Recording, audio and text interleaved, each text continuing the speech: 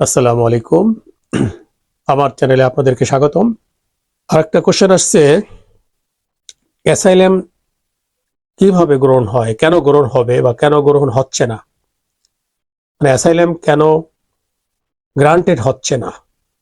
দেখেন, একটা অ্যাসাইলাম যখন কেউ করে, হোম অফিস কিভাবে দেখে? হোম অফিস দুটো ভাবে দেখে। প্রথমত সাবজেক্টিভ টেস্ট, আর দ্বিতীয় হচ্ছে অবজেক্টিভ টেস্ট। সাবজেক্টিভ টেস্টটা হচ্ছে আপনি কি এই বর্তমান যে পরিস্থিতিতে আপনি কি ভয় পাচ্ছেন কিনা, বা আপনার লাইফ নিয়ে আপনার কোনো সংখ্যা বা ভয় আছে কিনা, সেই ভয়ের মাত্রা কতটুকু। অবজেক্টিভ টেস্ট হচ্ছে যে আপনি যে ভয়ের কথা বলছেন, যেই সার্কামস্টেন্সে, যেই কারণে, যেই গ্রাউন্ডে, এটা কি যে কোনো রিজনেবল পারসন, অন্য কোনো থার্ড পার্টি কি ভয় পাবে কিনা, এবং আসলে কি অন্য কোনো থার্ড পার্টি তার লাইফ সংহার বা লাইফ ডেডলি রিস্কে থাকবে কিনা।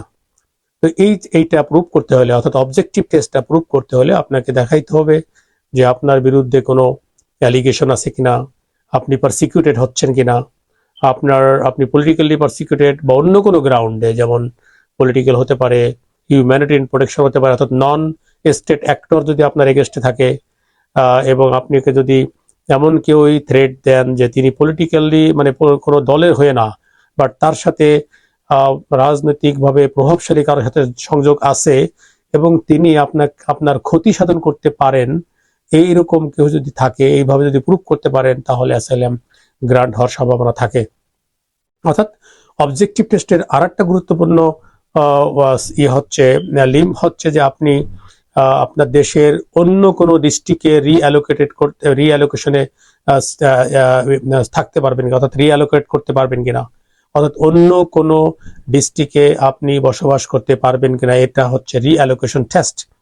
এই দুইটা টেস্ট, অর্থাৎ সাবজেক্টিভ এবং অবজেক্টিভ টেস্ট যদি স্যাটিসফাই হয়, তাহলে অ্যাসাইলাম নর্মালি গ্রান্ট হয়। আর এর যে কোনো একটা যদি স্যাটিসফাই না হয়, তাহলে অ্যাসাইলাম রিফিউজ হয়।